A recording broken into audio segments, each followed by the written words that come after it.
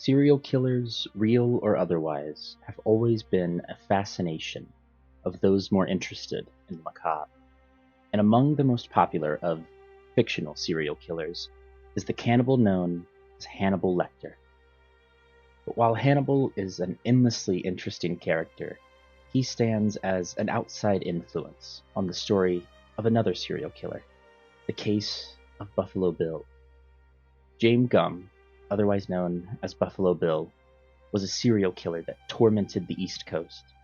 He would kidnap young women, skin them, and dump their bodies hundreds of miles away to be discovered in the days following.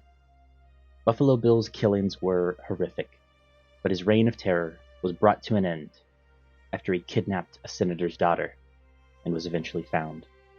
Today, we will learn about the agent who went head-to-head with both of these serial killers.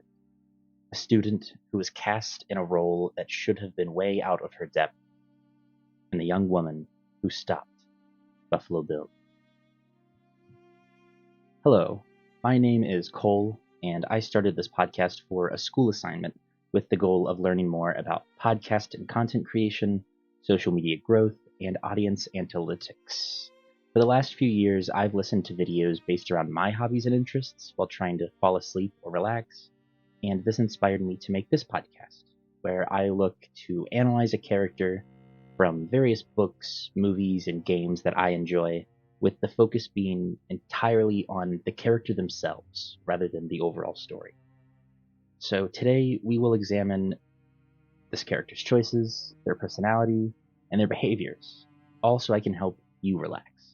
And for this episode, we will be discussing a character from one of my all-time favorite movies, the protagonist of Silence of the Lambs, Clarice Starling. First, we'll briefly touch on who Clarice is. Next, we'll dive into her history before the movie's events. Then we will address her actions throughout the movie, before finally analyzing Clarice's personality and behavior that influences her decisions. While this is a discussion on Clarice Starling, she obviously has a few different interpretations, ranging from a TV series and a couple of novels. But today we will be looking at the movie's version of the character for the most part. I absolutely love the Silence of the Lambs book. It's one of my favorites, and they're honestly quite similar as far as most movie adaptations go. Here I think the only changes that really affect Clarice's character would be her mentor's sick wife, which is a B-plot of the book, and Clarice's reason for running away as a child. And I personally prefer the movie's reason for why Clarice runs away. But this is all stuff that we will get into today during this episode. I should also say, I will be stopping with only Silence of the Lambs. I also should say, I haven't read the Hannibal book, but I know what the ending is, and I'm personally not a huge fan of it. I think Clarice is a perfect character encapsulated in the Silence of the Lambs movie and book. And for the Hannibal movie, I think the movie is also fine. I guess their ending is a little better, but I do love Jodie Foster's Clarice Starling, so we will be focusing on her. Overall, I think Silence of the Lambs does a great job on its own at characterizing this resilient and determined prospect of the FBI, Agent Clarice Starling. So let's begin. To go a bit into who Clarice is and her history, Clarice has two primary events that later go on to define who she is. These would be the untimely death of her father and her relocation to her mother's cousin's cattle ranch in Montana. Clarice's mother has a different story depending on the source material, with I believe the movie saying she died when Clarice was a young girl, and the novel saying that she struggled to raise Clarice following her father's passing and thus sent her to Montana. As for Clarice's father, he was a town marshal in their small West Virginia town. He was shown to be a big part of Clarice's childhood, but when she was 10 years old, he was shot while responding to a robbery call. While he initially survived this encounter, it left him indefinitely hospitalized, where he eventually succumbed to his injuries and passed away. In the film, we see essentially a flashback of her attending her father's funeral. While Clarice is in West Virginia helping with an autopsy of a victim, she is flooded with the memory of her father's funeral after witnessing one being held in the Clay County mortuary. Later, she recounts the story of her father's death with the serial killer Hannibal, whom we will touch on some more soon. With the passing of Clarice's father and the ambiguous absence of her mother, Clarice was left alone, with no siblings or nearby family to share these experiences with. And so, she was sent off to live with some distant relatives, specifically her mother's cousin in Montana.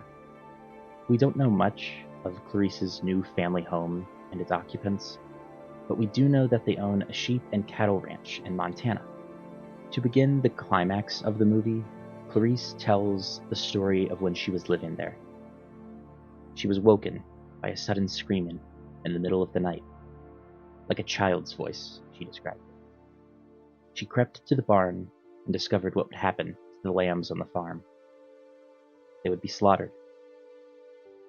Clarice, in a desperate attempt to save them, opened the gate to the lamb's pen, but they couldn't understand what was happening. They didn't move. Not knowing what else to do, this scared little girl picked up one lamb and ran. She ran as far as she could, but the lamb's weight was too much. The miles she had run caught up with her. The sheriff soon picked her up. The rancher sent her to live in an orphanage rather than on the farm, and they killed Clarice's lamb. Not much is known about Clarice's journey after she was sent to the orphanage, but she spent practically the rest of her childhood there, before eventually starting down the path of becoming an FBI agent in her adulthood.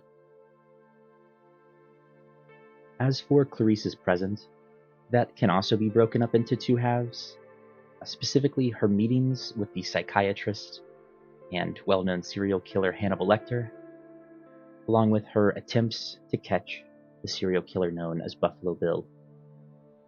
As we pick up on adult Clarice, she is now an FBI trainee at Quantico in Virginia. She is called upon by a superior of hers, someone she seemingly looks up to, Mr. Jack Crawford. Jack Crawford is the head of the behavioral science unit for the FBI, and he is working to essentially build their resources and reputation. But there seems to be one incarcerated killer he cannot get to share any information with them: Hannibal Lecter. Hannibal Lecter has a very storied history, but during the Silence of the Lambs, he is held in a prison cell in Baltimore. He was a practicing psychiatrist who killed, I believe, at least 9 people before eventually being caught. He is known for being very intelligent, and he seems to have fun toying with others mentally. Clarice would go on to find this out, as she takes Crawford's offer, as Crawford wants her to go and speak with Hannibal, and possibly get him to fill out a form that they want him to sign. What seemed to be a small meeting at first eventually spirals into several encounters as Clarice is led down the rabbit hole. This is because, in their first meeting, Hannibal lets on that he knows the identity of a currently active serial killer known as Buffalo Bill. Buffalo Bill is known nationwide at this point, and throughout the film, Hannibal decides to give this star pupil, Clarice, breadcrumbs of hints as she, Jack Crawford, and the FBI work to catch Buffalo Bill before more people are killed. The first hint she's given leads her to a storage unit, where she discovers the remains of a victim named Benjamin Raspill, a victim supposedly of Buffalo Bill's. In Clarice and Hannibal's next encounter, he alleges that Raspill and Buffalo Bill were lovers, and that Raspill was once a patient of Hannibal's. Supposedly, Hannibal met Buffalo Bill once, Clarice, who is only a trainee by the way, now gets brought into the fold even more by her mentor Jack Crawford. Under his direction, she goes with him to perform an autopsy in West Virginia on one of Buffalo Bill's victims. A discovery in this autopsy then leads her to the Smithsonian to learn more, where she connects Buffalo Bill to the Death's Head moth, symbolizing change. Buffalo Bill, as a character, is also very complex, to say the very least, but I would like to briefly go over him and his motivations. Buffalo Bill is a serial killer who he acts as if he is transgender, but to him it's more of a mockery thing than it ever is an actual case of gender dysphoria. There's a lot of debate over how it's handled in the book and the movie, but that does happen to be the killer that she is chasing. And chase him she does. Through more back and forth with Hannibal, she is set on a course to discover Buffalo Bill's identity. She pivots down the path of Buffalo Bill's first victim, assuming that the killer knew her well before killing her based on the hints that Hannibal gives her. She goes to the girl's hometown in Belvidere, Ohio, discovers the killer's motivations, and finds out that Crawford and his team are already on their way to catch him in Chicago. Clarice is then told to still investigate around town while they catch the killer in Chicago. Well, unfortunately, Buffalo Bill is not in Chicago. He is in Ohio, Belvidere, Ohio, hiding out in the home of a woman connected to his first victim. Clarice comes face to face with him, not realizing who he is at first. She is invited into the home, and as she walks around, she begins to piece it all together. She sees numerous textile materials that are alleged to be used by the killer, and eventually she sees a death's head moth flying around. In arguably the most tense scene in the entire film, she chases Buffalo Bill into the basement of his home. Clarice finds the captive and still alive senator's daughter, Catherine Martin, who begs for help. Clarice ensures her that backup is on its way, which it most definitely is not, and that she will be rescued soon. Clarice begins clearing each room one by one, shaking from fear, before eventually the lights are shut off. Still shaking, she makes her way through more of the basement, determined, but yet stalked by Buffalo Bill. But the killer's arrogance becomes his undoing. As Clarice is able to sense his presence, she turns to him and fires. The bullet smashes a window, letting light back into the room, as Clarice finally puts down James Gumb, also known as Buffalo Bill. In watching the film back, there are several key things that you can pick up on that reveal just how much Hannibal knew about the case of Buffalo Bill, how he toyed with Clarice. One that always stood out to me was Hannibal's drawing of the Duomo. He says that he drew the Duomo as seen from the Belvedere, and Belvedere just so happens to be the city in Ohio where Buffalo Bill is eventually caught. But this isn't a discussion on how much Hannibal knew or who he is, but rather we're here to discuss Clarice, who keeps up surprisingly well for not even being a proper FBI agent yet. We know that she is a well-liked prospect at Quantico, despite many seemingly looking at her differently than, let's just say, other students. We know that she puts her physical FBI work to the test against Buffalo Bill. But with Hannibal, she has to work to win the mental game. The way that Clarice works to maneuver through Hannibal's space is by playing his game, so to speak. Hannibal only reveals aspects of the Buffalo Bill case as he gets information in return, but not information about the case or the FBI. He wants information about Clarice. This is where we find out much of what Clarice has gone through, her history. specifically her dad passing and her experience on the ranch. Even then, many of Hannibal's hints are cryptic riddles and phrases that leave the FBI crew to piece together the puzzle. And yet, Clarice is able to figure out the game and lean into it, ultimately solving the cryptic breadcrumbs that she's given. There is a fascinating one that Clarice seemingly solves before a majority of others do. It comes at a point where Hannibal is in Memphis. He has revealed Buffalo Bill's identity to Senator Ruth Martin, whose daughter has been kidnapped by Buffalo Bill. The name he gives her and the officers is Louis Friend, which, of course, is not his true identity, as we know. A scene soon after this shows Clarice approaching Hannibal in his temporary cell in Memphis.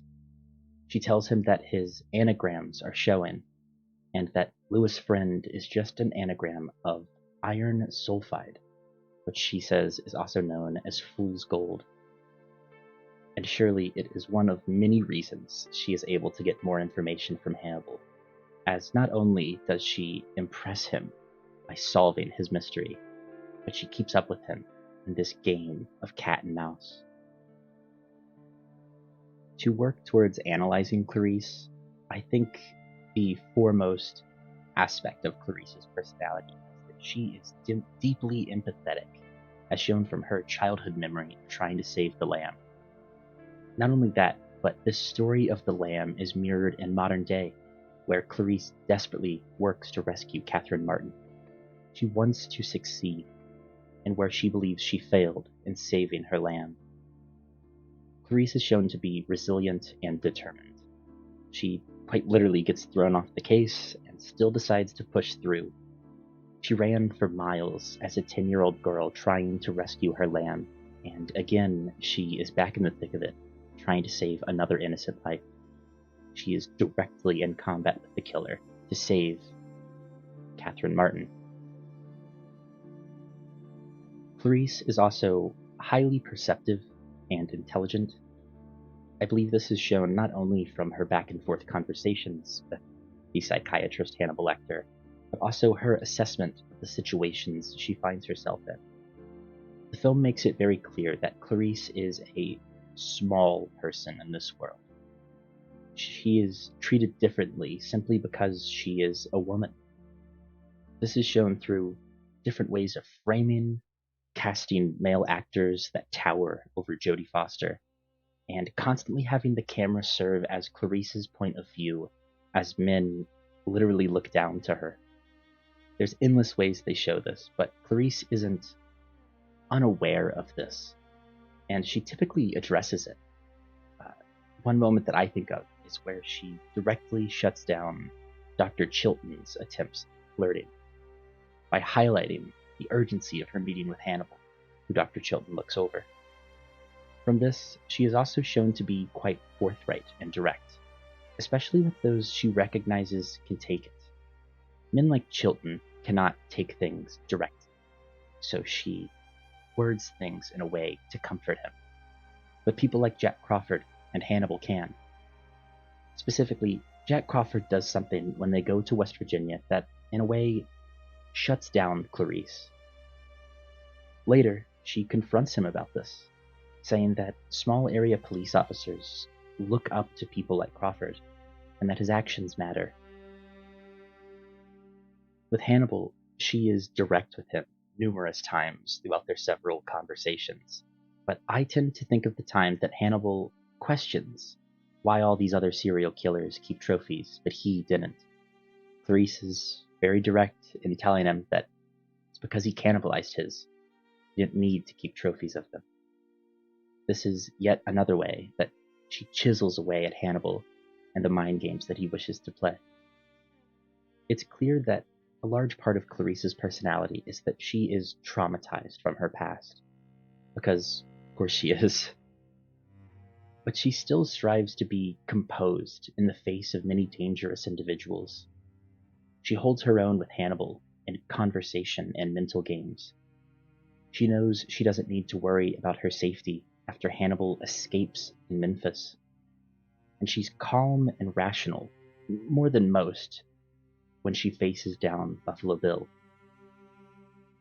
Overall, Clarice is determined in her attempt to become an FBI agent, never backing down from the call to help those in need. She's determined to rescue those who need saving. She is unabashedly herself, while recognizing that the world around her is still a game that needs to be played. Through her perceptiveness and intelligence, she pushes ahead. And in the end, she saves Catherine Martin and silences the screaming. I hope you all enjoyed this episode of Bedtime Character Studies. I hope everyone is alright with my decision to focus mainly on the movie. I think the book has some excellent moments. I would highly recommend it if you haven't read it. I enjoyed the movie and then went on to read the book, and I absolutely adored it. I think the movie just sticks to those beats, but makes some connections that make the movie much more poignant in its themes. Honestly, I just think that the connection made between Clarice, Catherine Martin, and the lambs that Clarice wants to save is made just so much more poignant, to use the same word again, in the movie's interpretations, which I personally like. So, thank you, Ted Talley, for that.